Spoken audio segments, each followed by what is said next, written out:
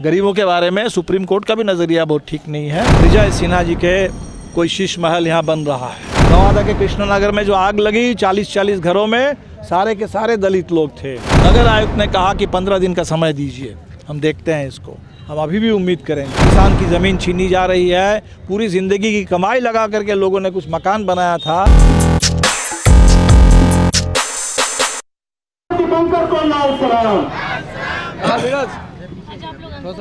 मुद्दा तो आप देख रहे हैं, यहाँ लोग वर्षों से रह रहे थे, लगातार खदेड़ते उनको सड़क पर ला दिया गया।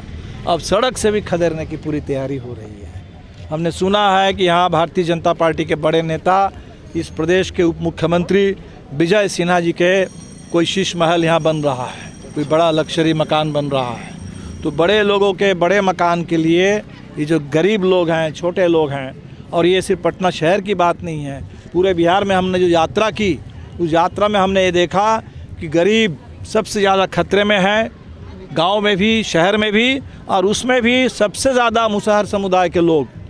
नवादा के कृष्णनगर में जो आग लगी 40-40 घरों में सारे के सारे दलित लोग थे।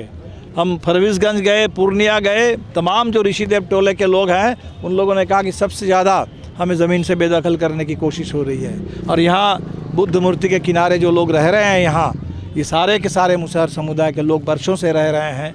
नीतीश जी की घोषित नीति है कि बिना पुनर्वास किसी को विस्थापित नहीं किया जाएगा। अभी हमारे साथी गोपाल जी आज जैसे अनशन पे बैठे हैं, पहले उन्होंने पटना नगर आयुक्त से मिलने का काम किया। नगर आयुक्त ने कहा कि 15 दिन का समय दीजिए, हम देखते हैं इसको। हम अभी भी उम्मीद करेंगे कि नगर प्रशासन हो, सरकार हो, गरीबों की आवाज़ को सुने और उनके लिए पुनर्वास का इंतज़ाम करे। और बिना पुनर्वास इस तरीके का विस्थापन, शहर हो, गांव हो, ये हमें मंजूर नहीं है। और ये सिर्फ गरीबों के साथ नहीं हो रहा है, अभी बिहार में भूमि सर्वे के बाद किसानों के साथ भी हो रहा है। पूरे सुपौल ज़िले में बिना मुआवजा दिए किसान की ज़मीन छीनी जा रही है। पूरी ज़िंदगी की कमाई लगा करके लोगों ने कुछ मकान बनाया था, 40-40, 50-50 लाख के बने हुए मकान को भी बुलडोजर से ढहा दिया गया। पंकज, ये देखा जाता है कि इनके आवास की सुविधा भी जब सरकार करती है तो दूर दराज इलाकों में करती है, वहाँ ये जाते नहीं है या जाना नहीं चाहते क्योंकि रोजी रोटी शहर में इनकी होती बिल्कुल है। बिल्कुल, तो इसीलिए क्या कहेंगे, कहीं सरकार इनको दूर दराज इलाके में नहीं, तो इसी ये सरकार की नीतीश जी ने एक बार कहा भी कि भाई गरीबों का क्या काम है महानगर में। मैं समझता हूँ कि बहुत गलत बात है ये, क्योंकि बिहार सबसे ज़्यादा गरीब प्रांत है। बिहार के गरीब पूरे देश भर में फैले हुए हैं और वो पटना में नहीं रहेंगे तो पटना शहर क्या, स्मार्ट सिटी का मतलब क्या है कि अमीरों की स्मार्ट सिटी का मतलब ये होना चाहिए कि आप ट्रांसपोर्टेशन के लिए आप सुविधा करिए, निश्चित तौर पर एक आधुनिक शहर बने, सुविधा हो।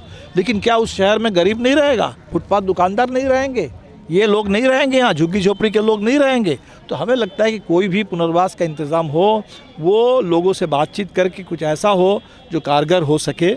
और इसीलिए सबसे पहले तो सरकार इसको तय करे कि भाई बिना पुनर्वास हम किसी को विस्थापित नहीं करेंगे। ये स्मार्ट सिटी का जो साइन बोर्ड है, नहीं तो वो क्रूर मजाक है अगर गरीबों को इस तरीके से उजाड़ दिया जाएगा। और इसीलिए आपके माध्यम से मैं पटना में रह रहे हैं मध्यम वर्ग के तमाम लोगों से भी अपील करूंगा कि आज मध्यम वर्ग की ज़िंदगी भी खतरे में है और मध्यम वर्ग को साथ देना चाहिए गरीबों का। आपकी बात एकदम सही है। आपने जो आपके मित्र ने जो गोपाल जी ने ये किया कि लालू यादव के समय इनको जगह दी गई थी, डोमखाना इलाके में पूरा उनके लिए घर बने हुए हैं, फिर भी वहाँ अतिक्रमण करके रोड तक ही आके कब्जा किए हुए हैं। तो नहीं, यहाँ इनके लिए तो देखिए, जहाँ की बात उसी की बात करिएगा। इन लोगों के लिए कहीं कुछ नहीं बना हुआ है।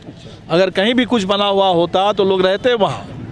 अभी यहाँ इनके पास बस यही सड़क ही थी और यहाँ से भी लोगों को खदेड़ा जा रहा है, इसलिए इनको तो खदेड़ करके ये जाएंगे कहाँ।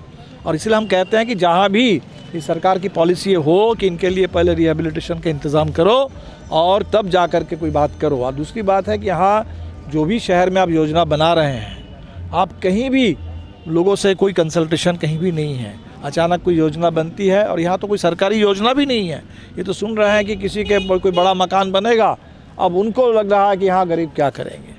ये जो पूरे देश में हमें तो बड़ा शर्म है कि सुप्रीम कोर्ट ने भी अभी गरीबों को इस देश में कह दिया कि पैरासाइट है। गरीबों के बारे में सुप्रीम कोर्ट का भी नज़रिया बहुत ठीक नहीं है। इस देश गरीबों का है, बिहार सबसे ज़्यादा गरीबों का प्रदेश है, तो गरीबों के प्रति सम्मान, गरीबों के लिए सहानुभूति बहुत बुनियादी चीज़ है। ये चीज़ अगर नहीं होगी तो सरकार किस बात के लिए है। वक्फ बोर्ड बिल आज पेश किया गया है संसद में, मैंने उसके वो भी यही बात है, ज़मीन निशाना है, ज़मीन बहाना कुछ भी हो सकता है। पूरे सरकारों की निशाना ज़मीन। किसान कृषि बिल आता है वो खेती की ज़मीन को छीनने के लिए, वक्फ बिल आता है सामुदायिक ज़मीन को छीनने के लिए, स्मार्ट सिटी का साइन बोर्ड लगता है फुटपाथ दुकानदारों को, गरीबों को उजाड़ने के लिए। हर जगह आप देखेंगे कि ज़मीन पर नज़र है, क्योंकि ज़मीन उनके लिए अभी जो अंतर्राष्ट्रीय धरातल पर चली जाइए, गाज़ा पट्टी में जनसंहार हो रहा है और ट्रंप ने क्या कहा कि क्या खूबसूरत ज़मीन है, ये ज़मीन मुझे चाहिए। तो सबकी नज़र ज़मीन पर है और ज़मीन के लिए ज़मीन पर रहने वाले जो जिंदा लोग हैं उनको हर जगह कुचला जा रहा है। विजय सिन्हा का यदि ये विधानसभा क्षेत्र होता तो क्या वो ऐसा काम करते? अब पता नहीं करते कि नहीं करते। सवाल है कि अगर इनको छूट मिल जाती है, इनको लगता है कि लोग कुछ बोलेंगे नहीं, और पटना महानगर है, लेकिन हमें लगता है कि बिहार में ऐसा बात नहीं है। लोग बोलेंगे, हर जगह बोलेंगे, और जहाँ भी रहे कोई भी पार्टी के नेता हो, बड़े नेता हो, लेकिन अगर गरीबों को इस तरीके से उजाड़ा जाएगा तो निश्चित तौर पर लोग उसको प्रोटेस्ट करेंगे। पुनर्वास का उनका हक बनता है। नमस्कार।